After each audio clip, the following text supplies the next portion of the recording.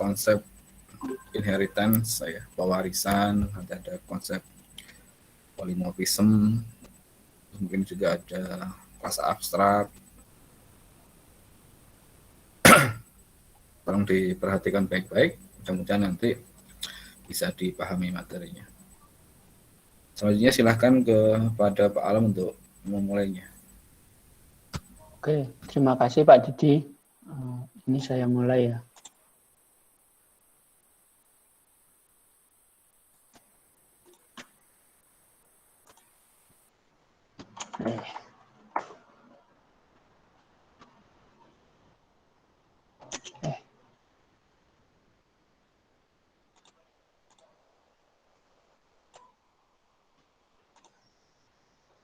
Nah, selamat sore ya rekan-rekan semua. Ini saya akan menjelaskan tentang apa namanya tiga hal ini ya, static, inheritance, sama polymorphism. Nah, static itu apa? Static itu mengindikasikan bahwa atribut atau metode tersebut milik kelas itu sendiri. Kayak gini.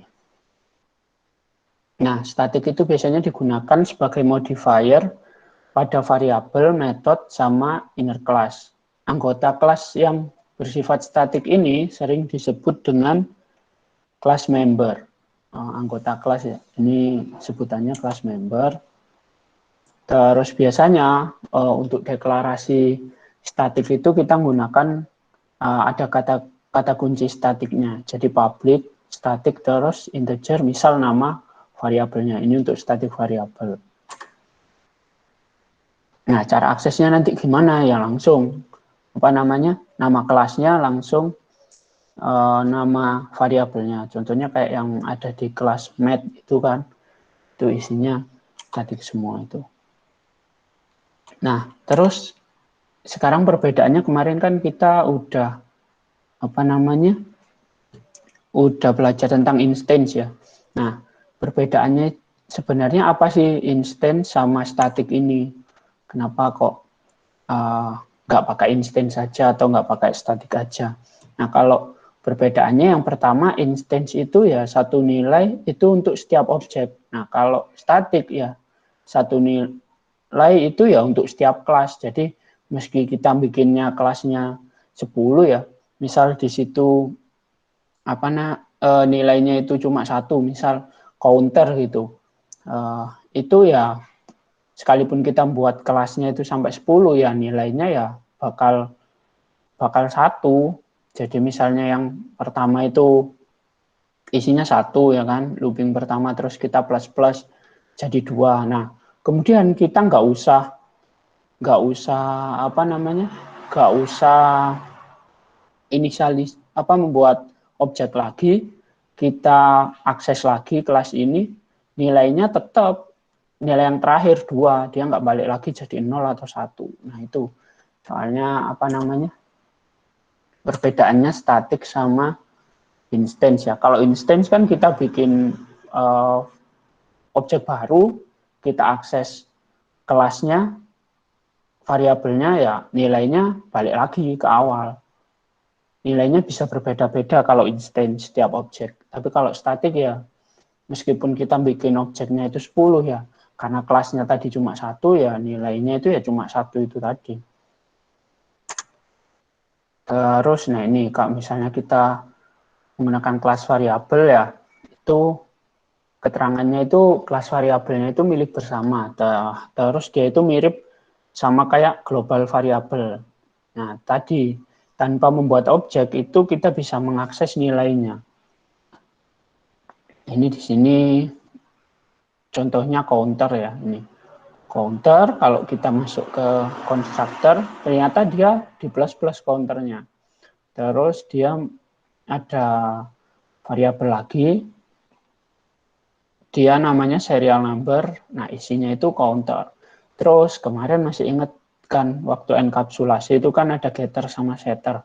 Nah, di sini ada getternya untuk mendapatkan serial number. Kenapa? Karena serial number di sini modifiernya adalah private. Jadi kita nggak bisa ngakses nilainya kelas ini secara langsung. Kita butuh getter untuk ngambil ini. Terus selanjutnya, nah ada lagi statiknya itu kelas method. Jadi metodenya ini yang statik. Dia cirinya sama, milik bersama ya. Jadi terus tanpa membuat objek dapat diakses. Cirinya lagi harus bertipe statik. Jadi ini ada apa namanya? Ada pertanyaan ya, error muncul ketika apa? Ketika non-static method itu mencoba mengakses static variable. Begitu pula sebaliknya. Contohnya ini. Kita punya kelas count ini. Nah, dia punya variabel namanya serial number. Akses modifiernya public, tipenya integer. Terus dia juga punya variabel lagi namanya counter. Counter ini tipenya akses modifiernya private, terus dia static. Tipe datanya integer.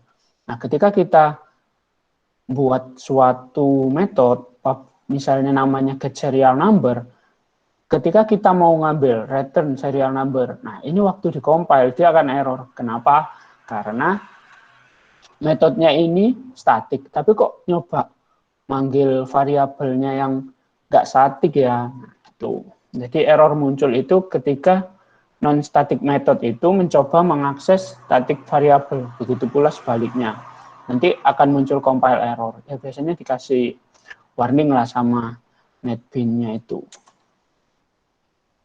Nah, kita coba dulu mungkin ya ini yang apa namanya statik ini. Statik. Nah ini seperti di contohnya tadi ya. Control.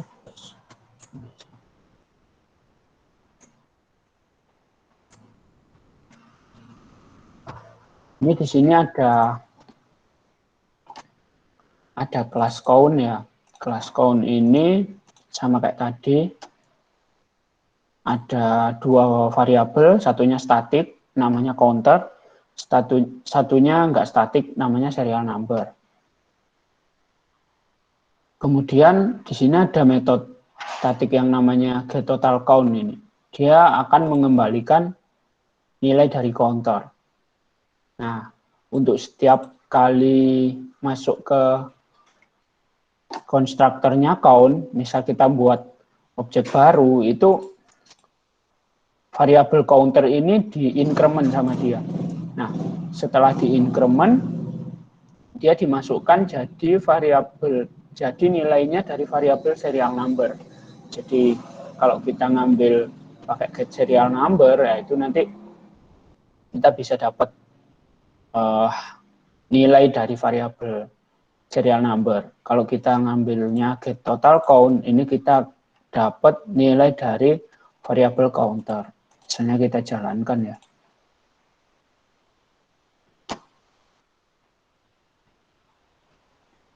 Kok lama? Bentar.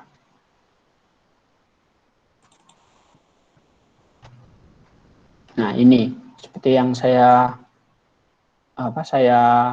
utarakan tadi ya, kalau misalnya kita di sini membuat objek baru pun idealnya kan biasanya kalau instance dan di situ ada inisialisasinya, pasti kan balik ini counter ini.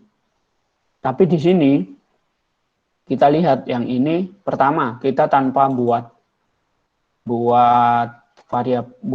objek, kita akses langsung kelasnya, namanya count terus getTotalCount. Ini karena dia statik ya, jadi bisa dilakukan seperti ini.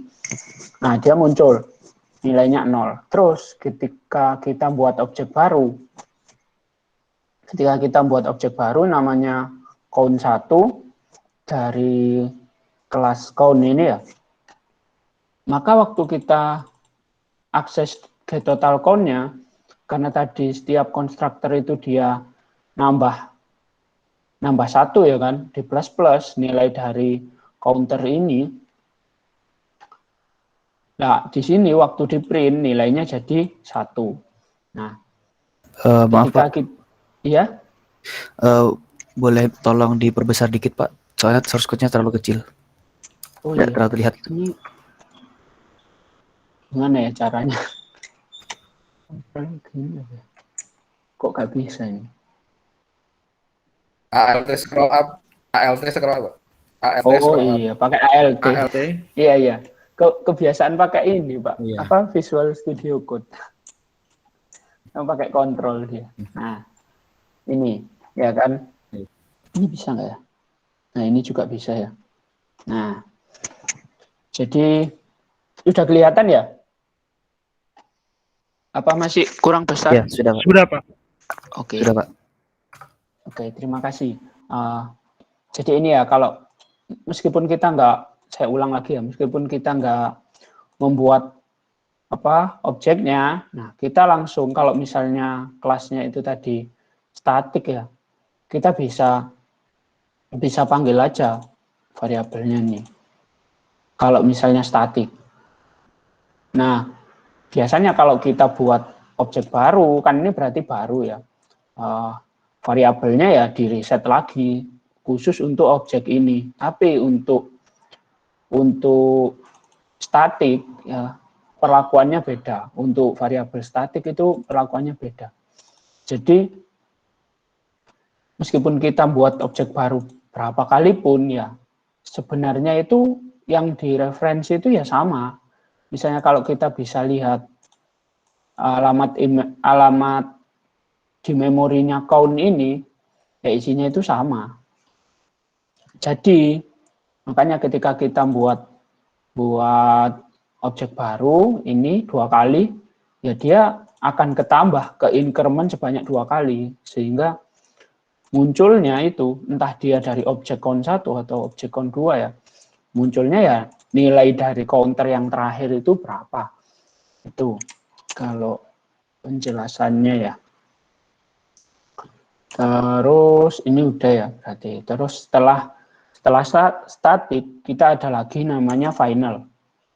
Nah, final itu biasanya digunakan apa? Dia digunakan untuk mendeklarasikan konstanta. Misal pi ya, pi itu ya 3,14 ya. Nanti kalau misalnya kita nggak jadikan itu konstanta, terus nanti ternyata diubah-ubah ya. Tak ubah. Misalnya ada kelas yang merubah nilai pi-nya itu nggak 3,14. Diubah sama dia jadi 3,16. Nah, nanti semua orang yang pakai nilai pi itu tadi kan akan salah. Nah, yang kayak gitu tuh nggak boleh. Makanya kita menggunakan konstanta. Jadi nilainya itu tidak berubah. Terus dia digunakan juga untuk blank final instance. Jadi variabel ini tuh harus di-set di setiap konstruktornya. Itu biasanya kita melakukan inisialisasi nilai variabel statik, tapi melewati konstruktornya. Jadi nggak langsung. Nah, ini bisa namanya blank final instance. Nah, terus ada lagi final object. Ini biasanya digunakan misal kita punya koneksi database ya. Satu. Nggak mungkin karena aplikasinya kita itu misalnya yang satu ini buat nyelek di tabel mahasiswa. Terus ternyata kita buat lagi satu objek yang sama database, tapi padahal objeknya itu cuma beda yang diselek, nggak di tabel mahasiswa, misal di tabel mata kuliah, ya kan ngapain. Nah, jadinya untuk objek-objek yang kayak gitu, dan kalau misalnya kita mau hemat memori ya, itu harus difinalkan. Jadi objeknya itu cuma satu, tapi isinya itu yang bisa diubah-ubah. Jadi misalnya nanti, oh ini aku mau select dari tabel ini aku mau select dari tabel ini. Tapi objeknya itu cuma satu sebenarnya. Objek DB connection misal, cuma satu objeknya. Tapi isinya itu bisa kita ubah-ubah. Mungkin kita kasih getter-setter di dalamnya. Misalnya set table ya kan, jadi tabel mahasiswa. Terus, oh aku udah dapet nih data dari tabel mahasiswa. Terus kita set lagi set tabel KRS misalnya. Nah, kita dapat nih tabel KRS. Ya udah, objeknya itu tetap cuma satu, tapi isinya yang diubah-ubah. Kenapa? Karena biar itu tadi menghemat memori. Jadi nanti hanya akan ada satu objek. Tidak akan ada dua objek. Contohnya penggunaan final ini, bentar, kita bisa pakai, nah, kayak gini ya. Ini yang pertama contoh konstanta. Misalnya kita udah nah ini, misalnya ada kelas mobil ya. Terus di dalam kelas itu ternyata dia punya variabel jumlah, properties jumlah. Nah, kita kasih final. Kemudian di dalam main-nya ini kita buat lagi variabel lokal ya, ini lokal variabel, namanya jumlah 2. Kita set final juga. Nah, ketika kita mau pertama kita assign ya, nilainya itu 10. Nah, ketika kita ingin ngeset lagi, oh jumlah 2 ini salah, nggak 10. Kita taruh di baris bawahnya. Nah, itu nanti muncul ini, apa namanya, peringatan dari Java-nya. Nggak boleh send value di variabel final. Itu nggak boleh. Nah, nanti akan dikasih rekomendasi sama dia. Hapus saja finalnya kalau memang pengen melakukan perubahan nilai dari variabel jumlah 2. Nah, ini dikasih apa namanya? Dikasih saran ya, hapus saja finalnya. Terus kalau yang kedua, ini kan kita kasih final ya namanya ya. Final integer jumlah nilainya 10. Kemudian kita buat kelas. Nah, kelasnya ini nggak usah inilah. Nah, kelasnya ini kita buat objek mobil dari kelas mobil. Ketika kita mau assign nilainya jumlah ini jadi 25. Nah, ini muncul lagi apa namanya? Muncul, nggak boleh mengisi value dari variabel jumlah, nggak boleh. Pokoknya final ini nggak boleh. Jadi setelah dia dideklarasikan ya nilainya tetap itu kalau untuk yang final. Terus ini ada contoh lagi. Ini yang tadi blank apa tadi namanya? Blank final instance. Nah, kayak gini. Jadi kita menginisialisasi tapi memanfaatkan konstruktornya. Jadi di sini ada konstruktornya namanya tes ya, kelasnya namanya tes. Kemudian ada 2 konstruktor. Yang satu itu dia ada parameternya. Kalau misalnya dia ada parameternya dikasih nih. Nah, kita bisa ngeset variabel ini meskipun dia final itu dengan parameter file ini. Nah, kalau misalnya dia nggak kasih, ya udah langsung default aja 10. Nah, ketika yang satu kita melakukan inisialisasi ya variabel, tapi menggunakan parameter, nah seperti ini. Nah, yang satunya lagi ya kita default value-nya. Jadi misalnya, nah kita pakai konstruktornya dia, set aja ini nilainya 10 gitu. Jadi ini yang disebut blank final variable. Nah, yang terakhir tadi yang saya jelaskan tadi final pada objek. Nah, yang kedua kita masuk ke konsep inheritance ya. Tadi static sama final sudah. Terus kita masuk ke konsep inheritance. Nah, inheritance ini apa? Inheritance ini turunan. Nah, sebuah kelas di Java itu dapat memiliki kelas turunan. Kelas yang mempunyai turunan itu kita sebutnya sebagai parent. Ya, dia punya anak, ya dia jadi orang tua. Terus yang ketiga, ciri inheritance itu menggunakan kata kunci extends. Ini contohnya ya, public kelas B extends A. Jadi ini kelas B ini anaknya kelas A. Jadi kalau kita tanya siapa subclass-nya ya si B, terus siapa parent-nya ya kelas A. Contohnya kayak gini. Ini ada kelas pegawai, dia punya nama sama gaji ya kan. Terus ada lagi manajer nih. Manajer itu dia kan juga pegawai. Tapi dia ketambahan pegawai ini itu manajer di mana sih, di departemen mana. Nah, akhirnya kita tambahkan lagi satu public string departemen. Nah, ini kalau dilihat nanti ya, karena ini public sama public, ini juga public, jadi kelas manager ini yang merupakan anak dari kelas pegawai, dia nanti punya variabel departemen, dia nanti punya variabel nama, dia nanti punya variabel gaji. Kenapa? Padahal di sini nggak dijelaskan, maksudnya nggak dideklarasikan kalau dia punya nama sama gaji. Nah, karena inheritance itu tadi. Jadi metode dan variabelnya itu diturunkan ke anaknya, tapi dengan syarat sesuai akses modifiernya. Nah, akses modifiernya kayak gimana? Jadi kalau misalnya dia private, ya berarti dia nggak diturunkan, karena dia khusus untuk kelas yang sama aja. Package-nya sama, tetap nggak diturunkan.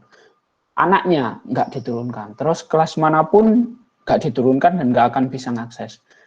Terus ada lagi modifier default. Kelasnya sama, kelas yang sama bisa mengakses, bisa. Terus package-nya sama, bisa. Anaknya nggak bisa mengakses ini. Nah, terus kelas manapun juga nggak bisa. Kalau kita kasih modifier default. Nah, kalau kita kasih modifier protected, nah kelas yang sama bisa, otomatis dia yang punya kan. Terus package yang sama bisa. Terus anaknya, oh ternyata anaknya bisa. Jadi kalau kita ngaksesnya pakai protected ini, nah anaknya nanti itu bisa mengakses variabel ini langsung. Ya kan? Ini bukan berarti nggak bisa diakses sama sekali ya. Kalau private ya, kemarin pakai getter-setter itu. Karena dia benar-benar dibatasi. Hanya kelas yang sama aja yang bisa mengubah-ubah dan mengakses variabel tersebut. Nah, kalau public, nah ini jangan sampai dikasih public ya. Misalnya kita kasih NRP gitu, mahasiswa. Nanti mahasiswa itu bisa ganti-ganti sendiri NRP-nya, kelas mahasiswa misal kita kasih akses publik NRP-nya. Wah, diganti itu nanti. Nah, itu nggak boleh.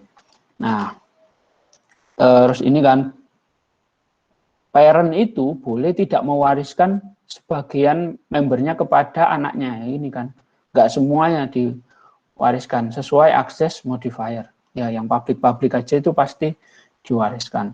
Kalau yang protected, ya diwariskan. Dua di atasnya itu enggak. Nah, terus gimana caranya kita ngakses? Misalnya, aku pengen ngakses nih kelas nilai dari X, tapi yang punyanya parent-nya bukan punyanya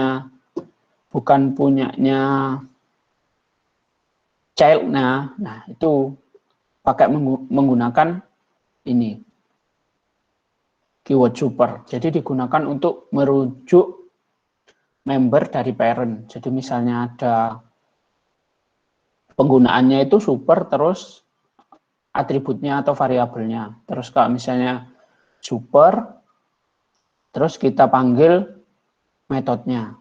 Misal metodenya apa gitu, namanya metode berlari gitu. Nah, nanti super berlari. Nah, itu nanti muncul, dia nanti memanggil metodenya parent-nya, bukan punyanya child-nya.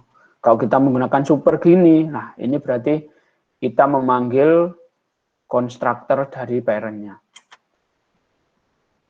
Nah, itu untuk inheritance sama kelas statik. Mungkin ada pertanyaan dulu mungkin dari rekan-rekan. Masih belum ada ya? Izin Saya... bertanya Pak, Iya, iya.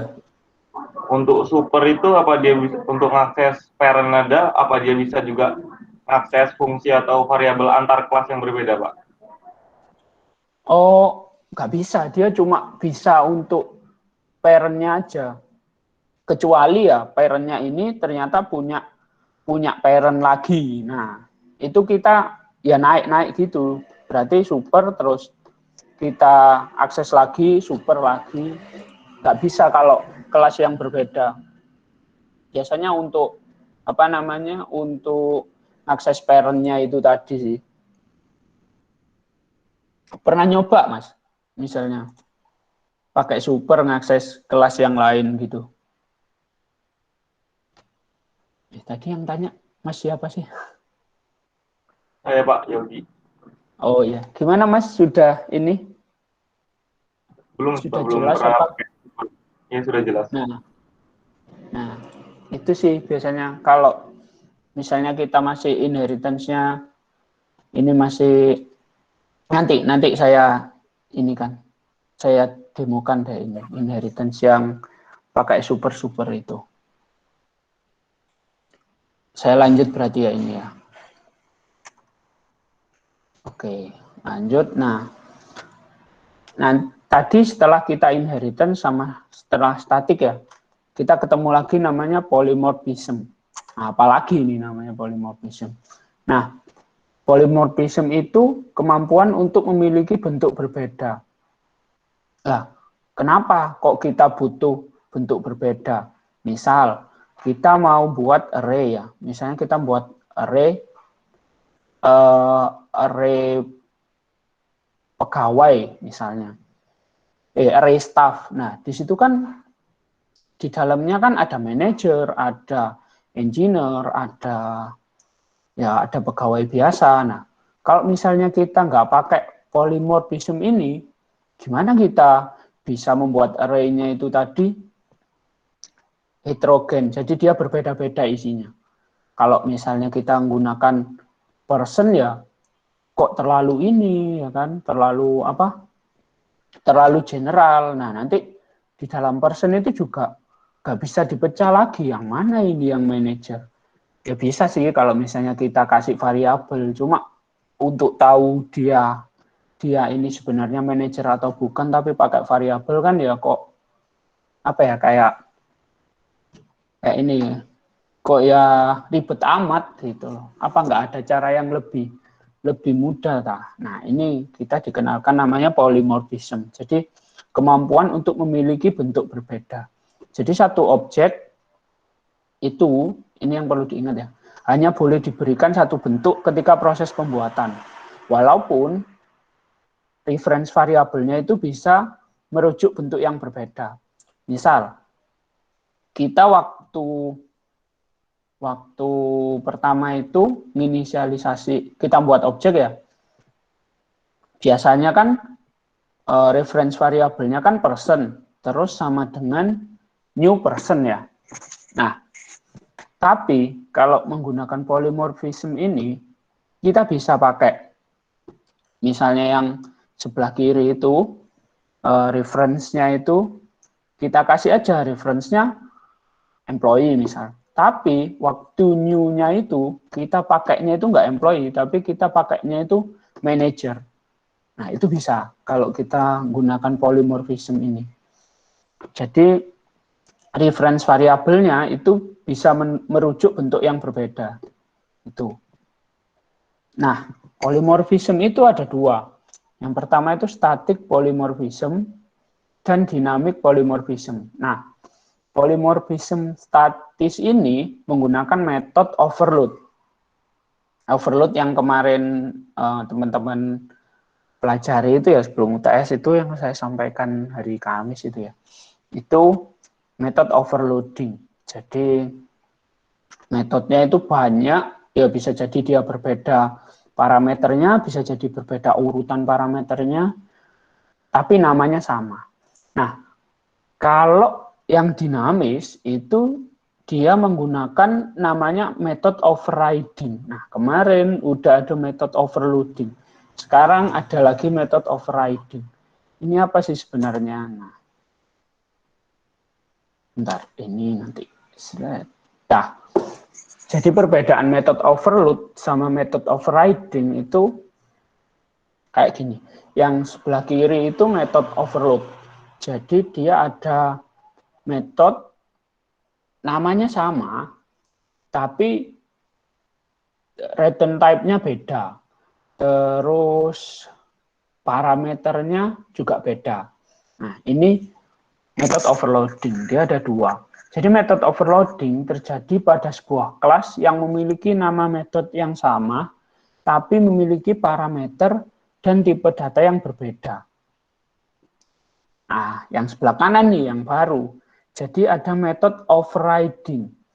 Jadi kelas anak itu melakukan overriding atau menindih metode yang diwariskannya. Jadi misalnya ada induk ini, dia ada say hello ya kan. Nah, dia punya anak pertama, anak kedua, anak ketiga. Mereka sama-sama itu mengoverride metode say hello dari induknya. Misalnya induknya ini hi ya isinya.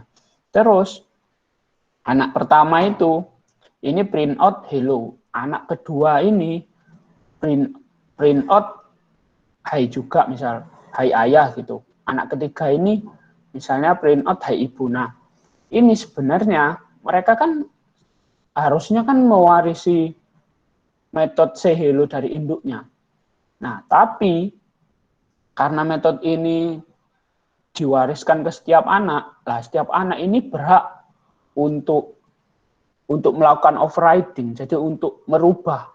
Aku nggak mau manggilnya itu hi, aku maunya manggilnya hello. Nah, mungkin yang satunya lagi itu tadi, oh aku mau manggilnya hey ayah atau hey induk. Nah, itu namanya overriding. Jadi overriding itu kelas anak ini menindih metode yang diberikan oleh orang tuanya. Biasanya namanya sama.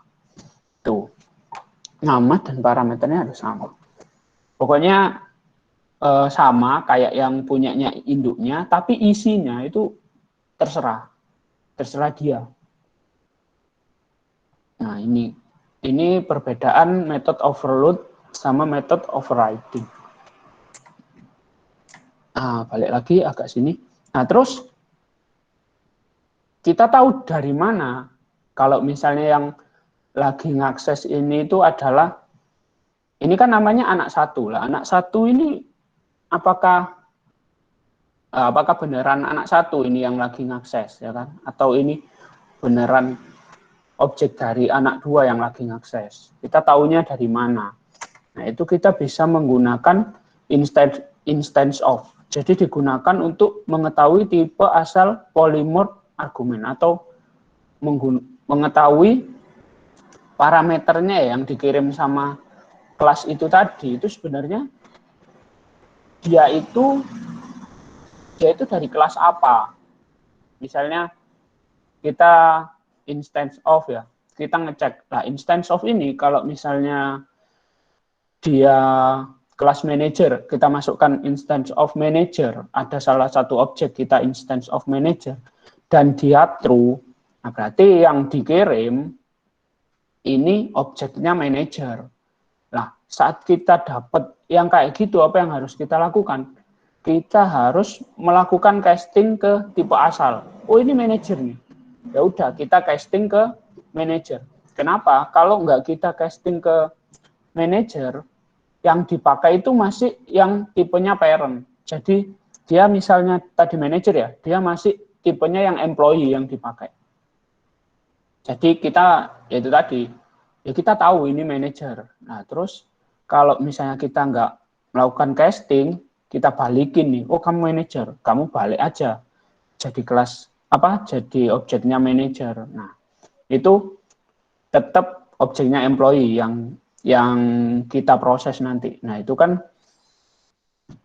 itu kan apa? Nggak boleh kan. Misalnya ada beberapa variabel atau beberapa metode yang sebenarnya nggak ada di employee. Nah, kalau kita nggak balikin dia ke tipe asalnya, employee, ya apa? Manager, ya kita nggak bisa ngakses semua itu tadi. Itu, nah, udah untuk inheritance, polymorphism sama static ini udah. Mungkin ada yang mau ditanyakan sambil saya ini nyoba-nyobain. Saya carikan tadi kayaknya ada contohnya ini inheritance biar bisa lebih paham lagi sih. Pak, kalau izin bertanya, Pak. Iya, Kalau overriding ini implementasinya di program kayak gimana, Pak? Bisa tolong dicontohin? oh ya, ini sebentar ya, saya coba ini kan dulu. Sebentar, Mas. Saya coba, ini ada yang bagus ini contoh ini. Saya nemu tadi. Bentar, inheritance. Hang.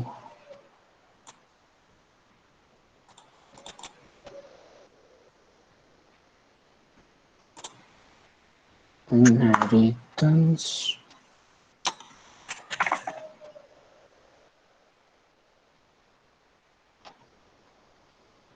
Nah, kita coba bentar.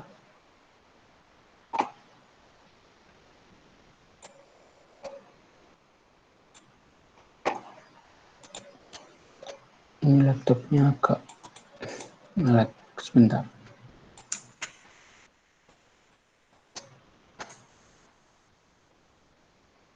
Nah, misalnya kayak gini, copy.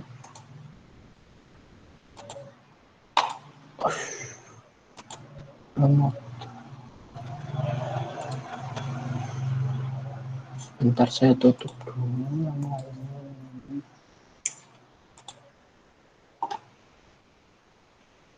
Berat. Laptopnya berat.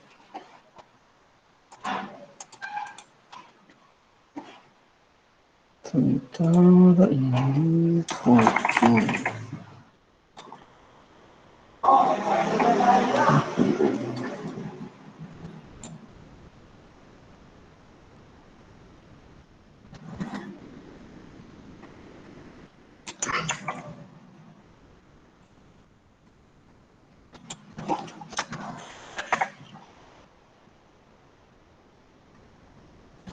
Misalnya ini kita nyoba ada game terus ada kelas-kelas musuh ya. Musuhnya ini ada burung, pocong sama ada zombie ini. Bentar. Nah. Terus yang pocong belum. Nah. Kalau kita mau nuliskan seperti ini ya. Ya, istilahnya kita tulis semuanya. Dia punya attack, terus punya apa ini?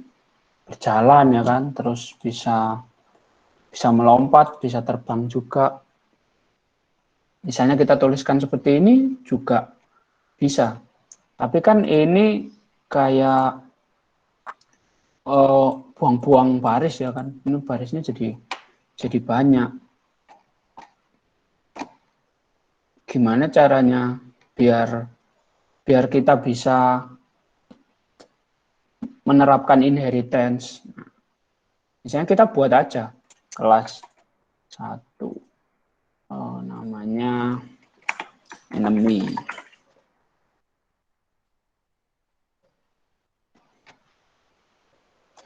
Yang lain tutup aja.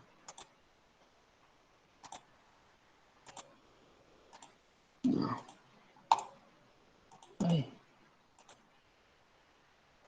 Nah, misalnya ini kelas enemy ya.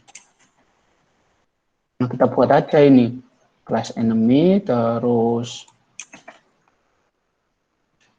dia ada propertinya kayak gini. Nah, kita ubah tadi kelas zombinya kita. Jangan kayak gini, ini tinggal extend enemy. Nah, terus untuk semuanya ini gak usah, kita kasih ini aja, hold work ini. Aduh, berapa kali? Nah, ini terus untuk pocong juga sama. Kita kasih void jump. Jadi ini ya. Extend enemy. Nah, terus untuk burung nih kita extend, bentar, ini fly. Oh, ini extend enemy. Nah, ini dia ada fly. Nah, tadi mau yang override ya. Misalnya di enemy itu kita kasih void help. Misalnya ya, ini contoh aja sih. So,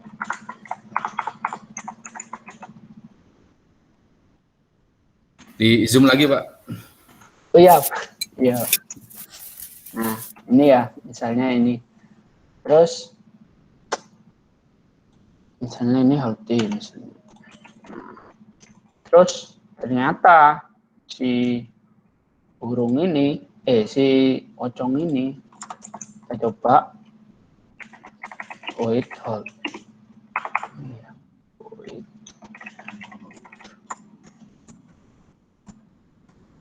Nah, ini ada langsung ada override, tandanya override.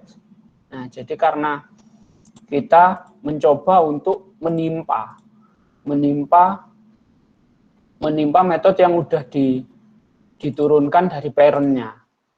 Nah, nanti pasti di NetBeans ya, kalau pakai NetBeans itu pasti ada gini, ada override-nya kalau kita melakukan overriding method itu. Misalnya ini, ya kan dia misalnya udah mati ya, ini kita kasih aja depth. Misalnya. Terus yang mana tadi zombie. Misalnya kita kasih juga, ini kan misalnya kita kasih alphabet gitu kan. Nah, nama metodenya masih sama yang punyanya enemy, tapi isi di dalamnya itu berbeda. Ini yang namanya overriding ya. Jadi kelas anak menimpa metode yang didapatkan dari parentnya. Gitu sih Mas. Halo Mas.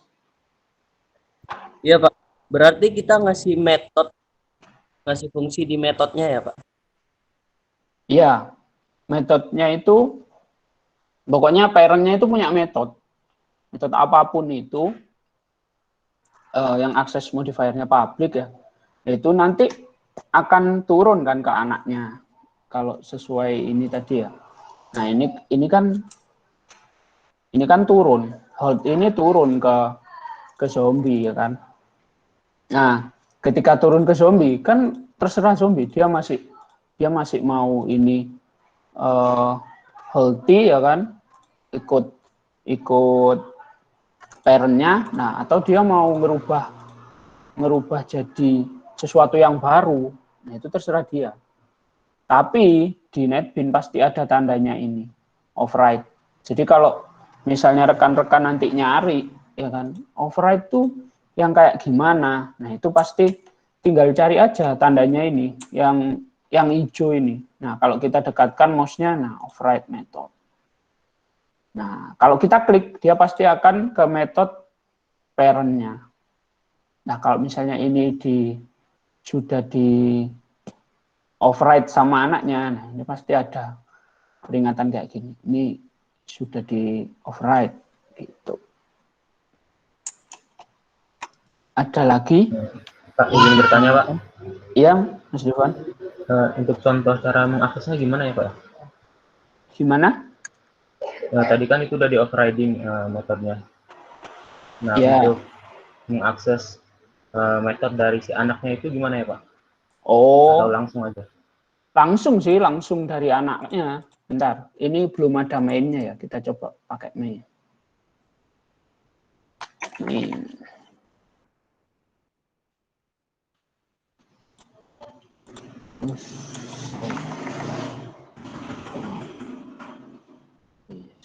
Oh, ini.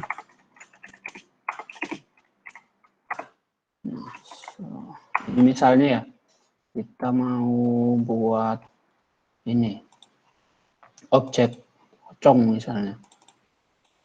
Bentar, mana tadi mainnya?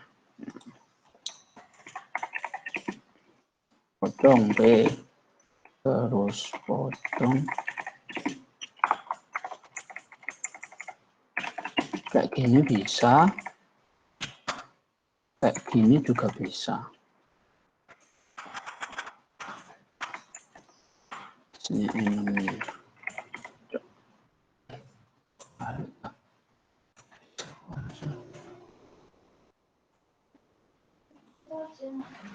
enam pocong.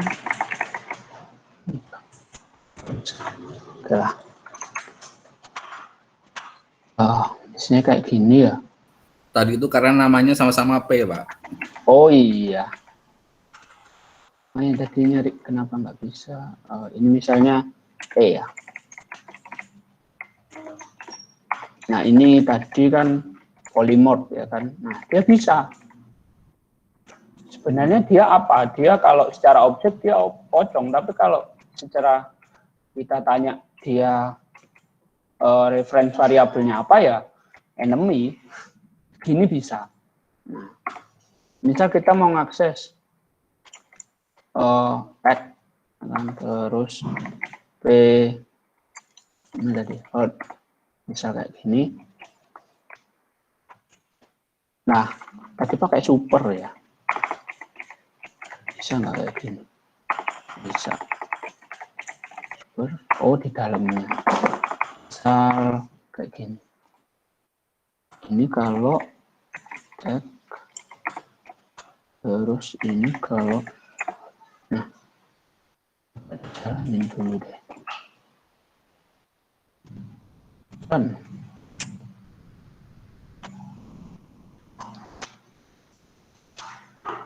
Lama ini, kerannya pakai Gradle soalnya.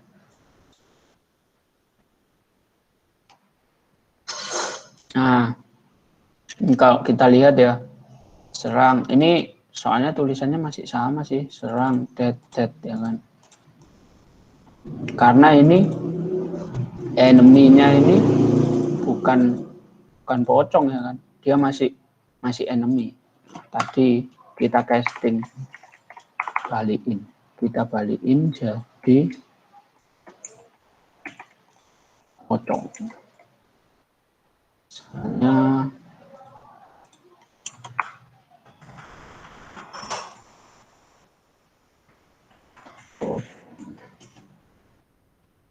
bisa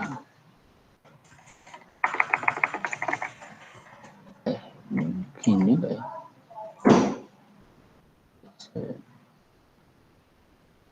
nggak boleh P2. Nah ini bentar harusnya bisa sih dibalikin. Itu Pak. Oh ini ya.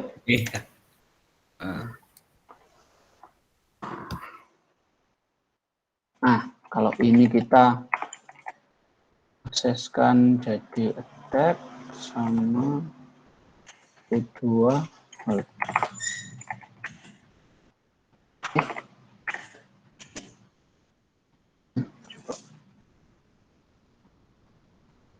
kan masih sama.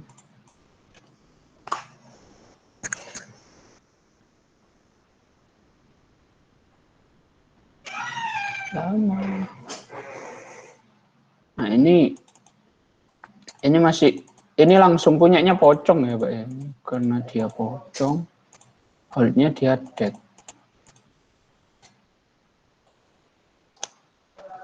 Oh iya, kan sama-sama pocong. Coba lihat di enemy.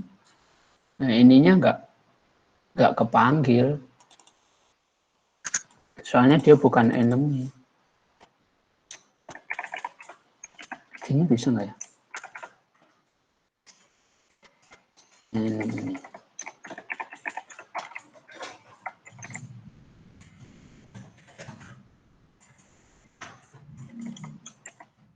Bisa ternyata.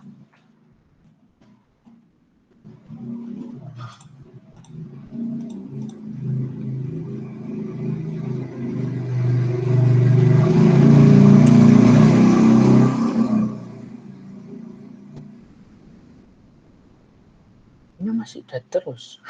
Gak ada yang healthy. Oh, karena dia ininya pocong. Karena pocong itu tadi dia kan pakainya, coba ini pakai enemy. Pasti kelasnya enemy yang kepanggil ini. Harusnya enemy sih. Oh iya, tadi kan udah di override sama si pocong ya.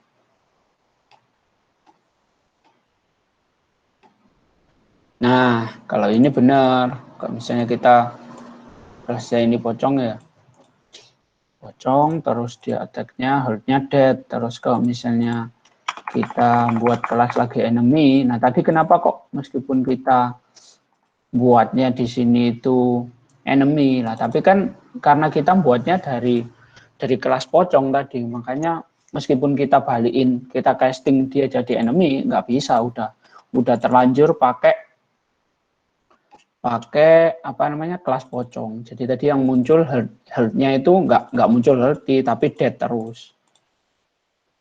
Gitu sih. Kalau mau ngakses kayak gini Mas. Jadi langsung aja dari child-nya manggil metodenya bisa.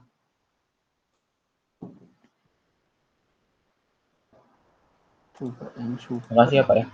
Iya, sama-sama Mas. Jadi salah ini apa nama variabelnya sama itu tadi. Waktu nesting baliknya dia. Jadi meskipun di sini kita buat lagi ya. Buat lagi misalnya burung. Ini burung. Meskipun di sininya enemy, kalau kita akses burung,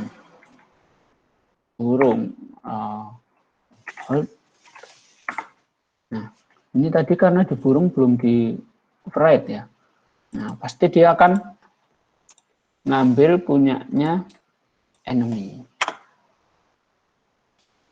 karena dia nggak di override tadi,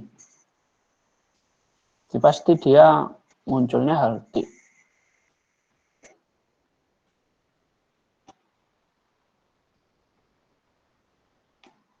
Sebentar.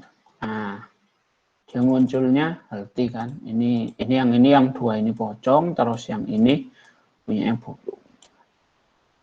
Udah sih. Itu aja. Mungkin ada yang ditanyakan lagi dari rekan-rekan. Izin bertanya Pak. Iya. Saya masih belum begitu paham yang perbedaannya statik sama yang enggak Pak. Terutama untuk yang kita deklarasiin fungsi Pak. Di kelasnya. Kan ada Bapak kan kalau pakai static void bedanya apa gitu Pak? Oh itu tuh Mas. Yang statik ya berarti ya. Yang statik sih di sini sudah. Yang statik sama yang di kelas ya Mas ya. Yang Iya, instance Pak. ya. Iya Pak. Gini. Sebentar. Balik mana nih?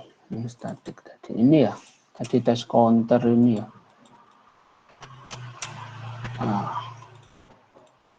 Ya, jadi intinya itu tadi sih, balik ke PPT-nya tadi. PPT-nya tadi. yang pas statik.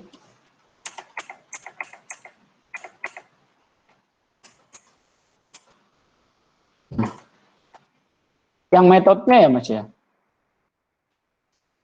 Iya Pak. Ini jadi dia itu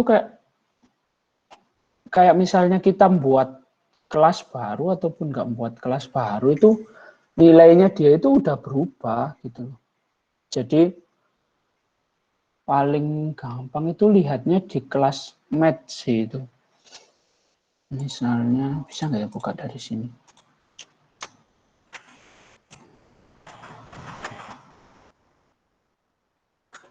Math ini dia kelasnya statik.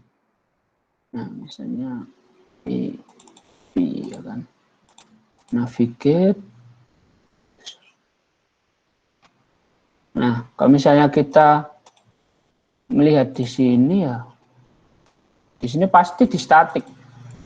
Jadi kalau kita melihatnya kapan suatu itu harus di statik, kapan enggak itu ya, yang dia itu enggak akan berubah. Contohnya kalau kita misal kelas math ini enggak di statik ya, dan enggak di final, pasti ya orang akan bisa ngerubah ini P terus E ini. Nah, akhirnya kan efek di perhitungannya.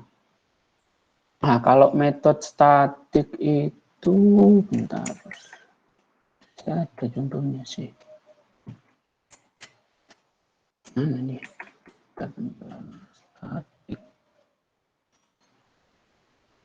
Statik itu masuk. Soalnya contohnya nggak bisa di ini. Nah, ini Mas. Kelihatan nggak ini? Nah, ini pakai PPT dari dosen saya sih ini. Nah, kalau misalnya, statik ini mana?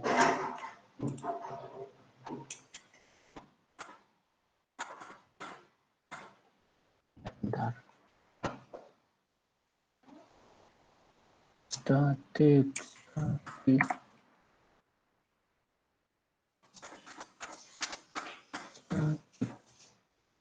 Di sini.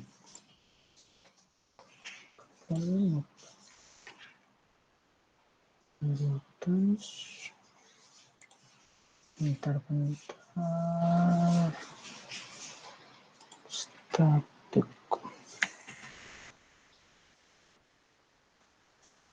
ini dia ada di kapsulasi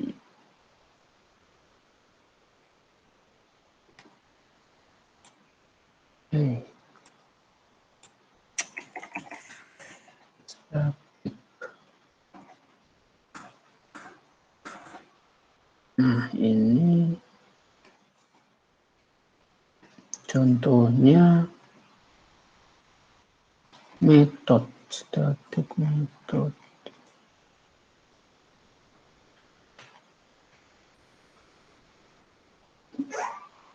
Ini ya.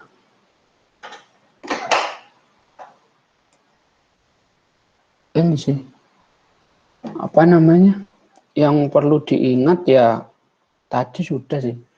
Jadi kalau dijelaskan dari sini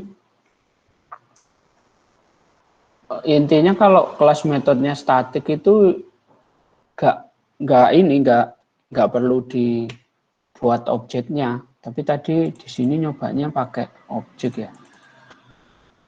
Nah, ini umpama ini kita nggak buat objek, misal kita langsung aja count 1 ya. Ini kan cuma sekali objeknya dibuat.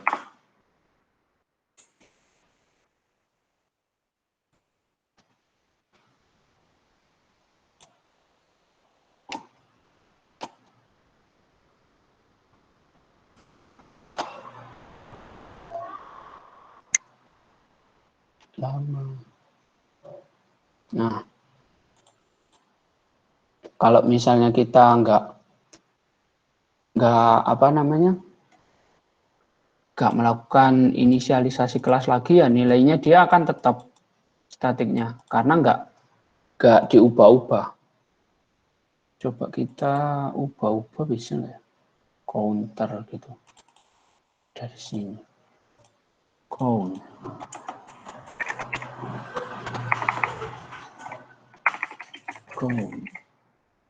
Counter 100. Nah, ini misalnya.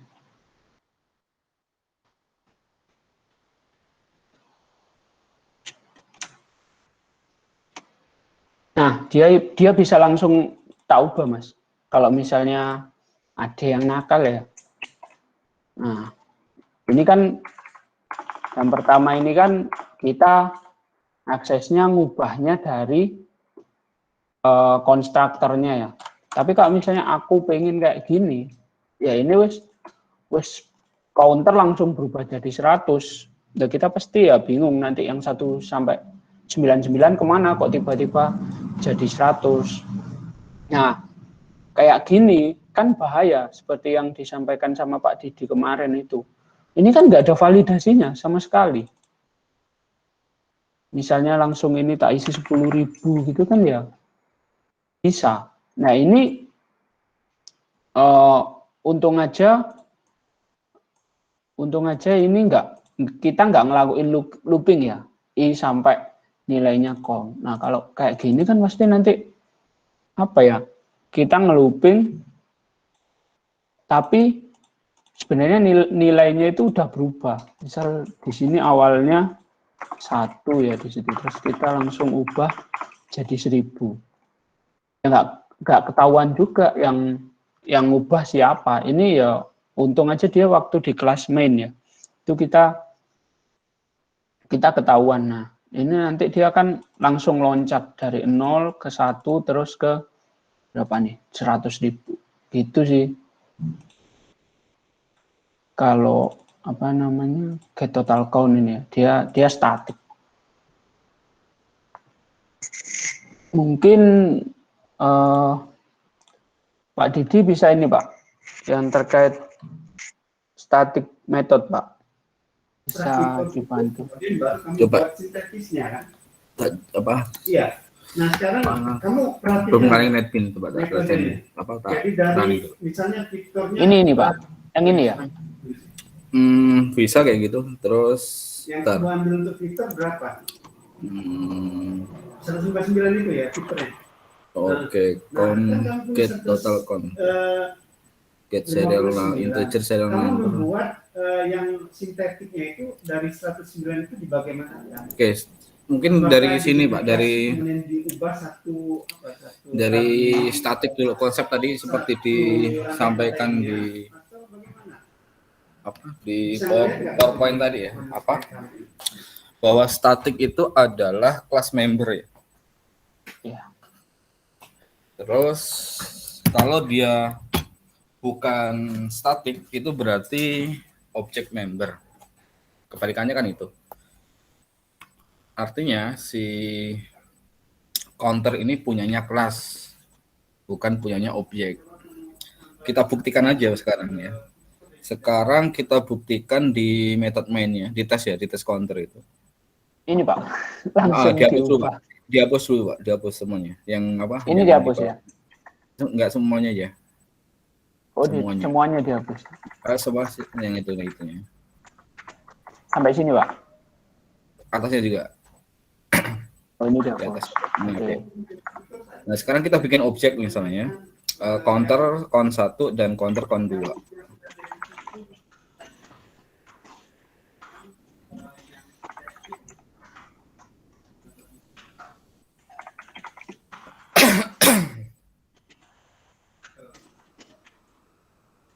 New count.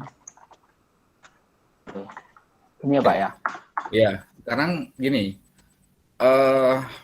Mungkin kita bisa bikin objek yang non statik, ada nggak tadi yang di count, di kelas kan ada nggak? Yang di kelas kan yang non statik. Kelas count yang non statik. Oh, serial number. Serial number. Ya. Oke. Ada setter getternya nggak ini? Ada getternya aja sih Pak. Setter serial number ya, setter serial numbernya. Oh ditambahi berarti. Ah,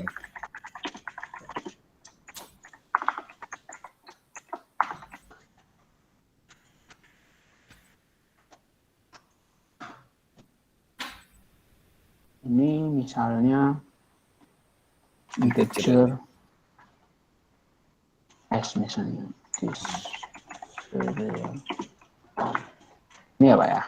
Ya, Kurang kah? oke. Kenapa itu? Oh, return. Oh, anu. Setter, Nah. Pak. Void berarti. Void.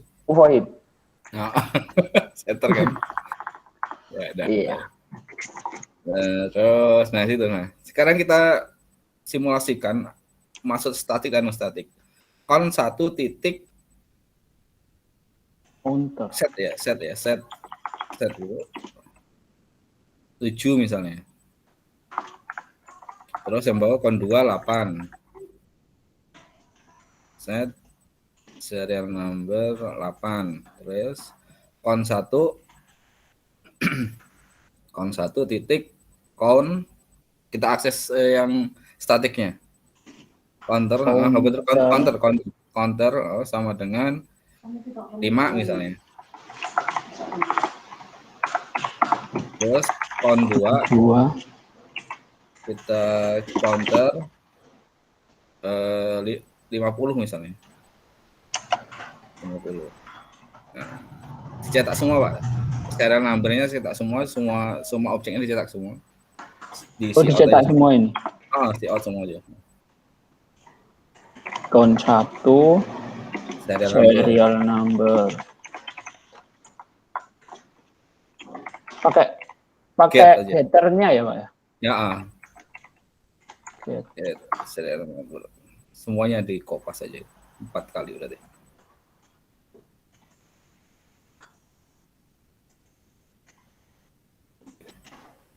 Terus counternya dicetak. Yang bawah itu berarti counter. Count 1 counter. Iya. Count 2 counter. Ini berarti langsung ya, Pak ya? Counter ya. Biar mereka mensimulasikan apa itu class member aja dulu. Kalau dari sini ngerti, kayaknya mesti ngerti. Count 2 aja. Nah, logikanya ini kan nanti gini ya, nilainya kan berarti kan 7, 8, 5, 50 kan, logikanya ya. Ya.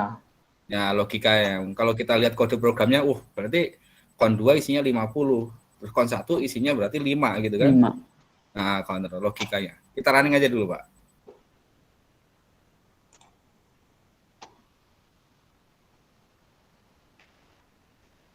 Bentar ini. Laptopnya agak Pak. Agak lama jadi. Nah, lihat sekarang. Sekarang count 1 serial number-nya salah cetaknya, Pak. Cetaknya salah. Iya. Count 2. Nah, itu. Nah, oke, running lagi. Ulang. Makanya kok beda nilainya. Harusnya beda. Oke. Kita lihat. lihat. Ini. Ya. Sekarang gini nih. Count 1 serial number-nya 7, benar. Count 2 serial number 8, benar. Tapi masalahnya sekarang, counternya kok jadi 50 semua gitu kan. Iya.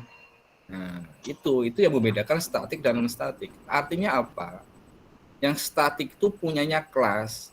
Jadi satu ngubah, nilai objek yang lainnya ikut berubah. Padahal yang ngubah itu adalah counter 2. Tapi nilai di counter 1 ikut berubah. Karena apa?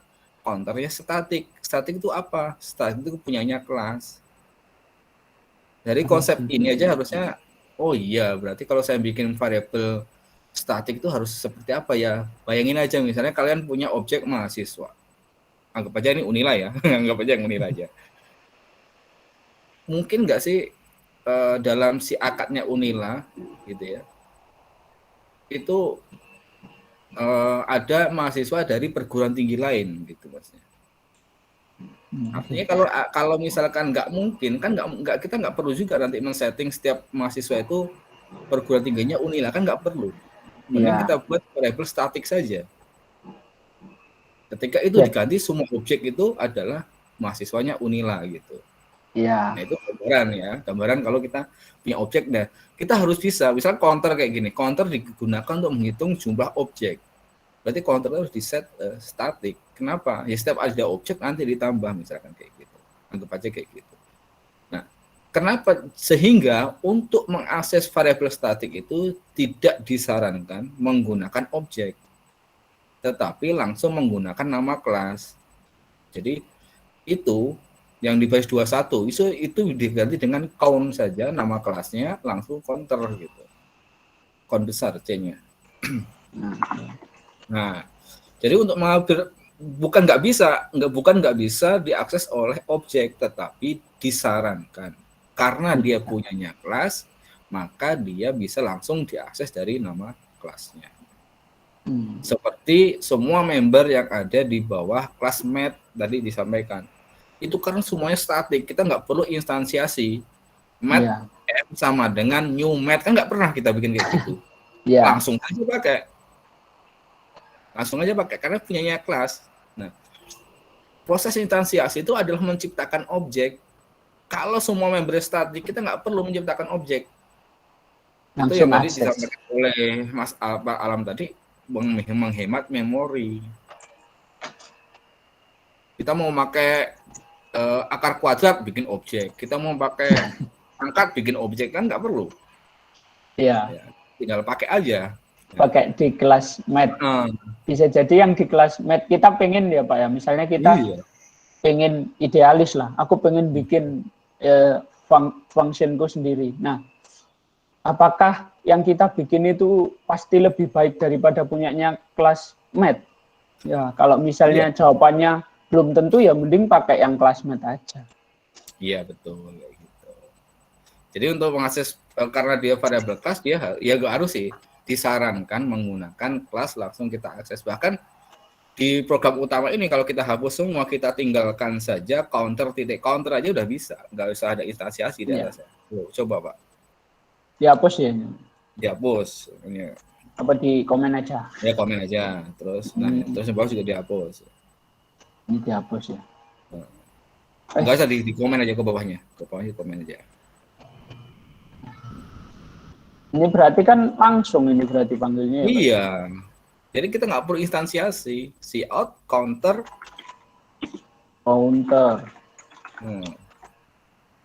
Langsung ya, ini instansiasi.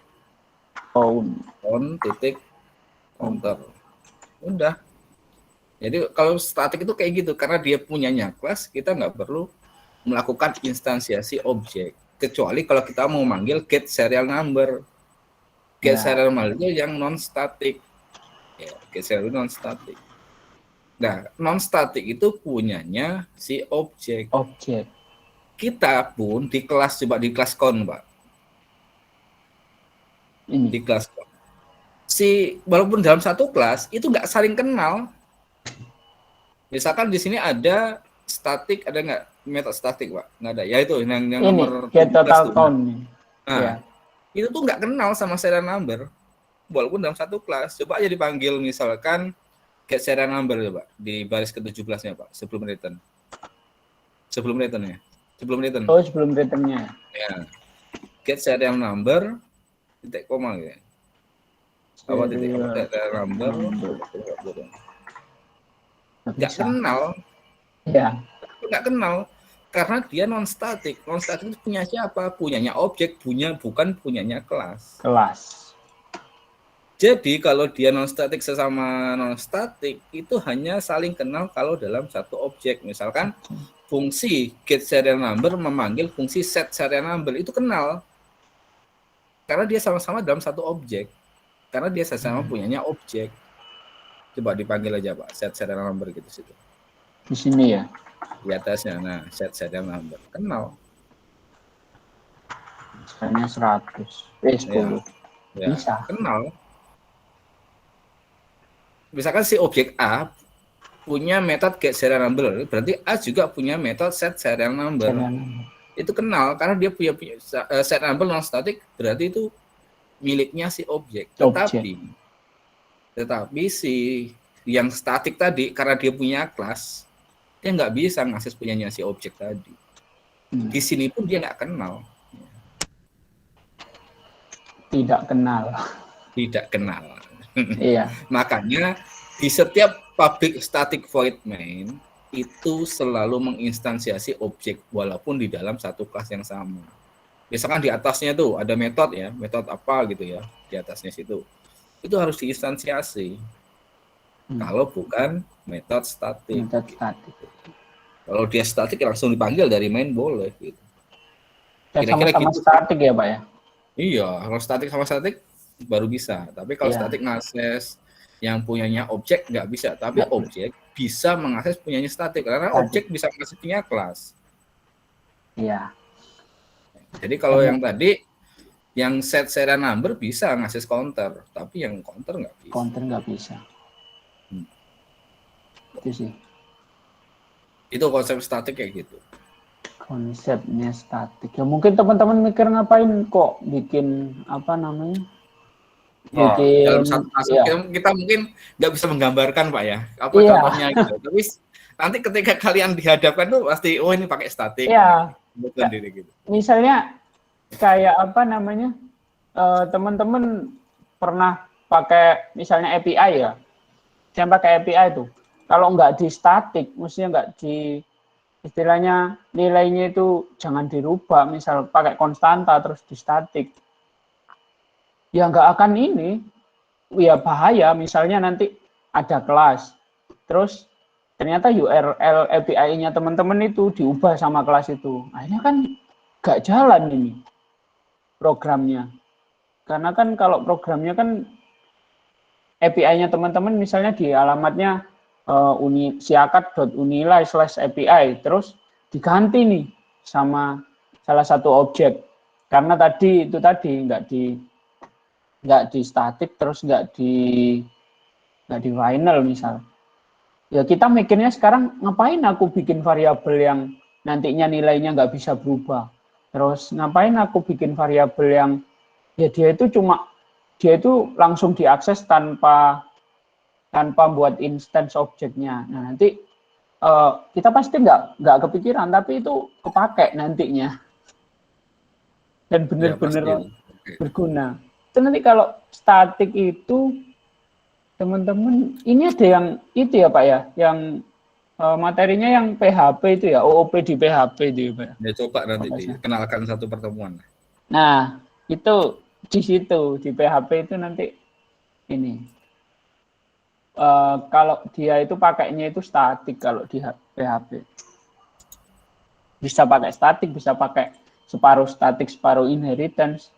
Kan itu tadi namanya PHP itu apa ya? Ya terserah kita mau nurut itu, kita mau nurut OOP itu nggak apa-apa, nggak apa-apa. Tapi kalau Java itu ya harus nurut. Kalau nggak nurut ya nanti keluar exception, keluar error itu sih. Kalau PHP bebas. Tapi resiko ditanggung sendiri ya. Kalau PHP itu resiko ditanggung sendiri. Kita dibebasin tapi ya resiko tanggung sendiri. Nanti misalnya kita mau bandingin suatu variabel ternyata jelas-jelas nih nilainya sama, tapi PHP nganggapnya itu berbeda ya itu terserah PHP gitu. Kita aja istilahnya nggak mau nurut sama konsep OOP-nya. Kita istilahnya ya separuh OOP, separuh enggak lah di PHP. Tapi nanti kalau sampai ada error ya itu errornya itu langsung efek ke aplikasinya. Nggak ada notice, nggak ada warning, ya langsung. Itu harus manual kita nambahkannya. Tapi kalau Java kan enak, semuanya kalau sudah. PHP itu sering harus membaca. Kalau rilis yang update terbaru terus dibaca what news-nya. Kalau nggak dibaca, program kita langsung diupdate, itu value-nya bisa berbeda. Iya itu Pak, saya pernah. Padahal sintaksnya sama, tapi nilai hasil akhirnya berbeda. Iya, saya pernah itu pusing. Itu. Ini sama-sama variabelnya ini kok ya dibandingin kok hasilnya false, wah PHP ini. Nah ternyata itu kita harus nge-casting lagi. Nah itu tadi mainnya casting itu. Ini kerasa. Harus baca itu, terasa harus enak. baca itu Pak. Buat nyonya apa update-nya PHP yang terbaru itu, Ah, kalau di program kita ada yang sintak kayak gitu, kalau nggak disesuaikan, kacau itu. ya, Pusing yang kita paling nyariin. itu yang paling ngefek ini Pak, pas di PHP 7 atau enggak salah Iya, itu. betul. Peralihan dari PHP 5 ke PHP 7 itu sebenarnya kan kalau misalnya kita pakai parameter ya, kita nggak inisialisasi itu nggak masalah di PHP 5. PHP 7 Iya, error itu Pak, harus. nggak mau diaranin. Aneh itu Pak. Kalau di Java itu nggak terlalu signifikan, tapi nggak terlalu gini, apa ya, masih sama lah hasilnya gitu. Iya, kalau PHP itu, waduh. Kalau dia misalkan ada fungsi yang mau diganti, itu diganti, bukan fungsi yang sama. Nanti Iya, itu namanya fungsi deprecated gitu. Nah, nanti Ya. di updatean Java selanjutnya fungsi itu dihilangkan. Tapi di kalau updatean PHP, PHP bahkan operator aja kadang-kadang hasilnya berbeda. iya. Kalau kita mau nambahkan string sama apa namanya integer Iya, betul, betul. bisa, tapi hasilnya itu di luar nalar kita. Kok bisa kayak gini? Gitu. Oh, kalau programnya sudah terlanjur besar kan, terus di-upgrade, Iya. terus nilainya di mana kok nilainya berbeda. Iya, itu yang paling kerasa itu string sih Pak. Kita mau kok operasi dengan apa gitu bisa. Kalau Java kan salah satu string ya otomatis jadi string semua. Iya, Kalau iya. PHP enggak, salah satu string kita misalnya mau nambahkan dengan number. Bisa ditambah bisa. Bisa. Tapi nanti entah kapan ya, kalau yang saya rasakan itu programnya itu Iya. ada penambahan dengan desimal Pak, di koma. Itu komanya nggak sesuai. Betul, Pak. Betul. Makanya mumet orang PHP ini. Jadi pengalaman jadi gini ya, bahasa pemrograman itu selain dikuasai strukturnya harus juga itu tahu update-update-nya kayak gitulah. Jadi Sekarang apa yang kita enak, tuliskan kode saat ini benar gitu ya, belum tentu 5 tahun lagi itu loh hasilnya sama benar.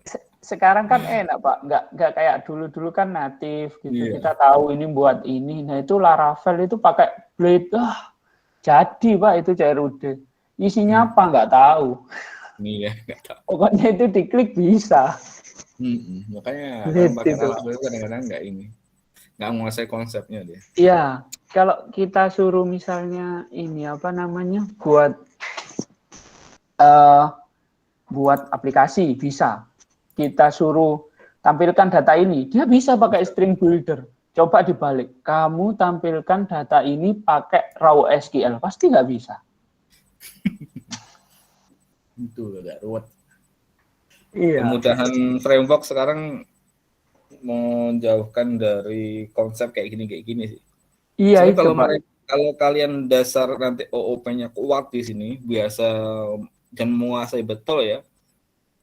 Nanti pakai framework, ngerti maksudnya ke sini. Ya. Jadi kalau ya itu tadi yang udah belajarnya framework yang instan itu, wah, nggak akan ngerti itu. Disuruh bikin natif PHP aja bingung. Iya. Apalagi yang belajar autodidak dengan belajar Laravel gitu ya. Dan kopas sana kopas ini, jadi alhamdulillah tapi. Iya, itu kejadian beneran itu Pak, itu. Iya. Mesti kalau di kantor itu ya kita harus nanemin ininya lagi, dasarnya lagi. Jadi kalian jangan belajar kok PHP kok cuman kayak belajar Java kok cuman kayak gini, nggak asik gitu. Ya ini dasar yang. Ini dasarnya soalnya. Dasarnya penting banget.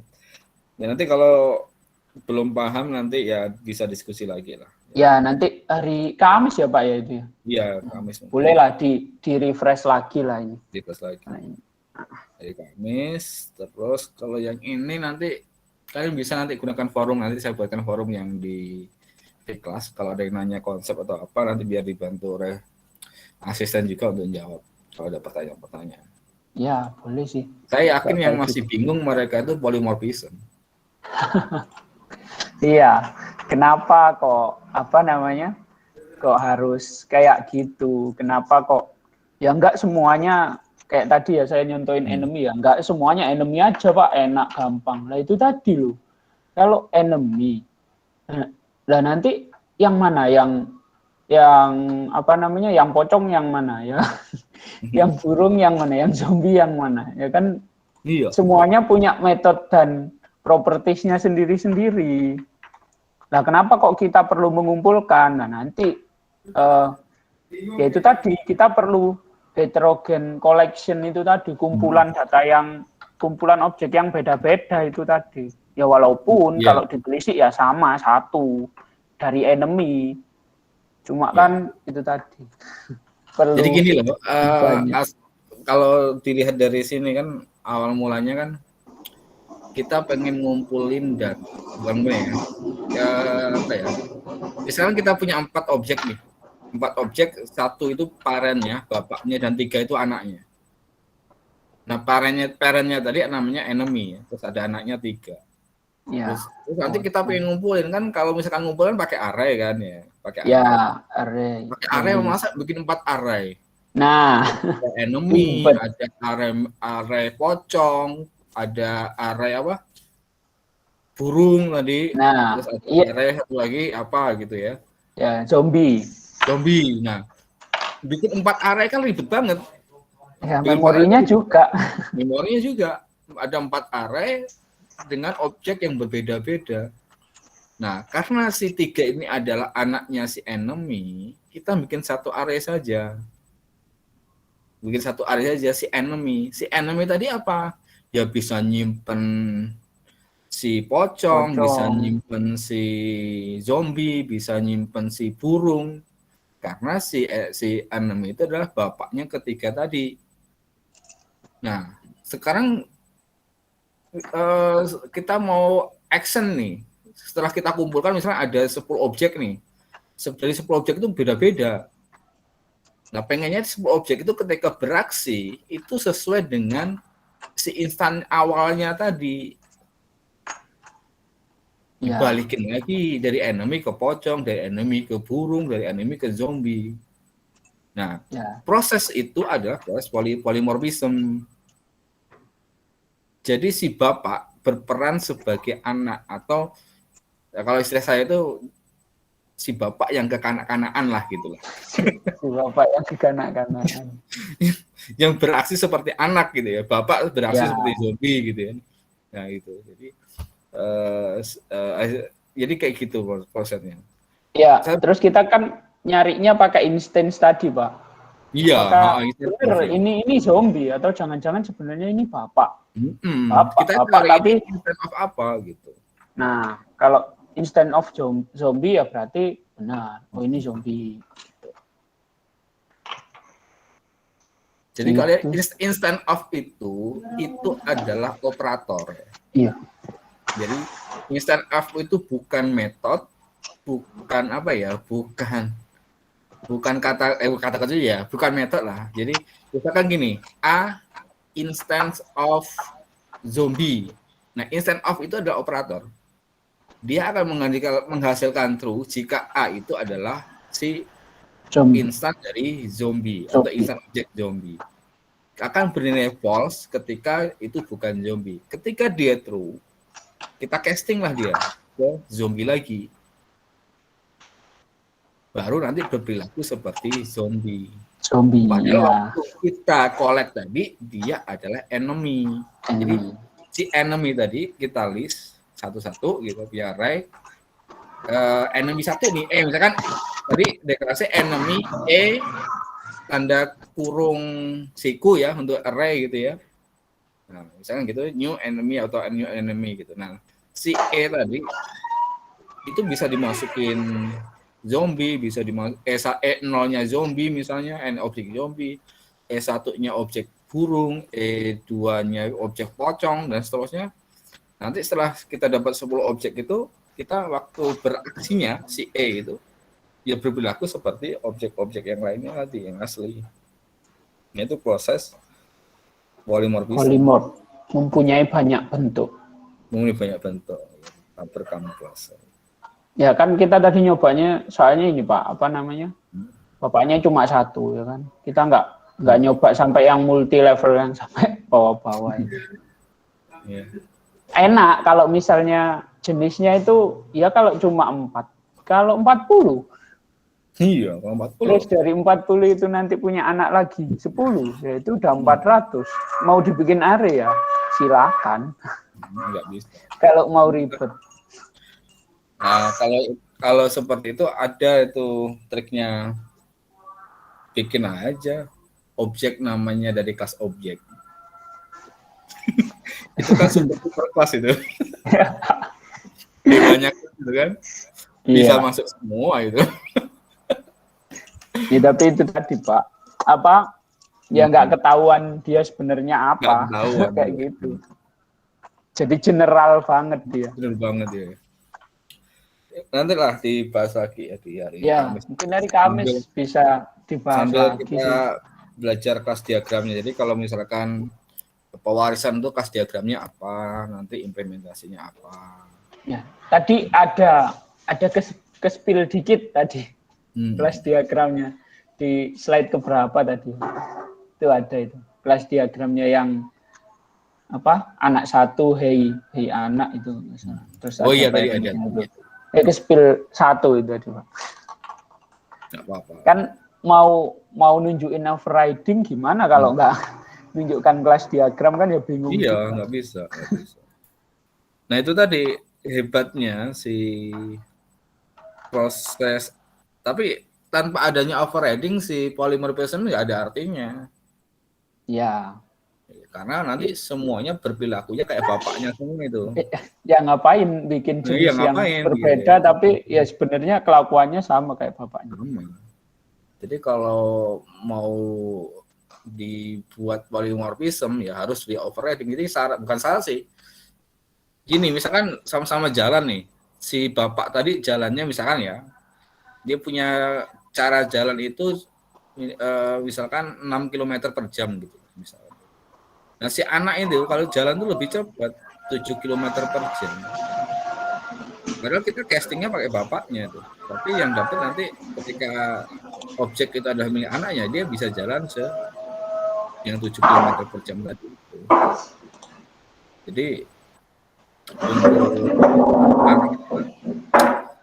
untuk polymorphism itu hanya akan berbeda ketika dia melakukan overriding. Ya.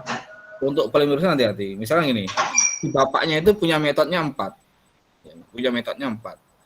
Lalu di overriding oleh anaknya itu 4 tadi semuanya di overriding.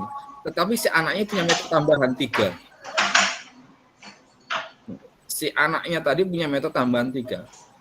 Metode yang 3 tadi setelah kita lakukan polymorphism ke bapaknya itu nggak bakal bisa dipanggil lagi. Iya, kalau udah dibalik.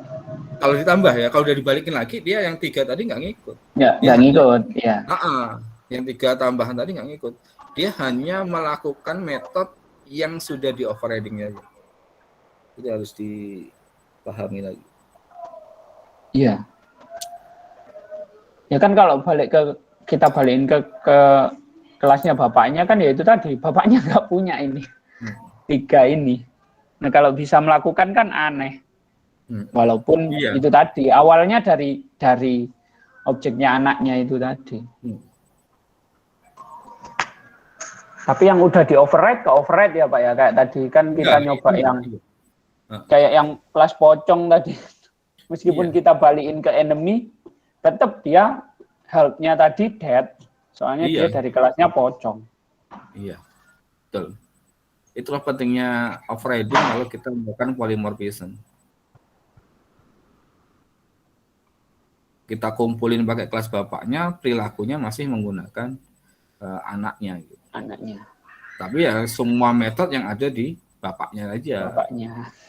Kalau yang nggak ada. Kalau mau pakai metode sama properties yang ada anaknya ya kita harus itu tadi apa? Lakukan casting. Jadi anaknya.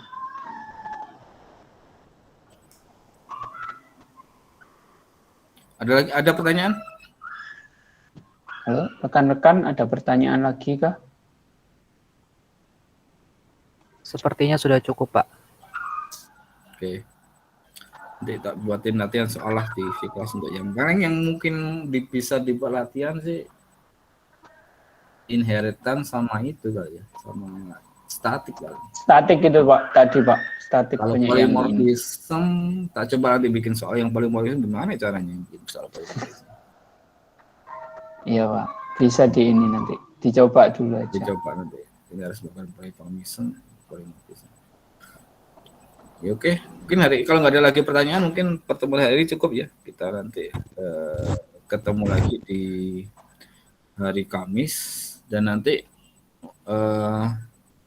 saya sudah sampaikan ke Mbak Anggi ya, asisten. Yang untuk kemarin yang nilainya masih di bawah 60 nanti akan ada kelas khusus ya yang membahas soal-soal UTS kemarin, jadi akan didampingi, nanti mungkin akan dibuat 2 kelas sama Mbak Anggi sama Kak Bintang Firdaus ya, untuk dibimbing lagi supaya memahami yang konsep yang ada di UTS kemarin.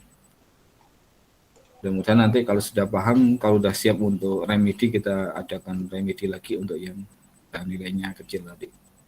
Kalau yang mau ikut lagi juga nggak apa-apa, nanti didata aja biar dibagi kelasnya sama rata. Itu yang ngambil PBO kemarin ya Pak? Ya? Yang ngambil PBO kemarin maksudnya Pak? Enggak. Yang UTS ini loh. Oh. Pak, izin bertanya Pak. Ya. Yang belum absen gimana ya Pak? Bisa absen manual nggak Pak? Di kelas aja ya? Iya Pak, baik Pak. Ya. Terima kasih.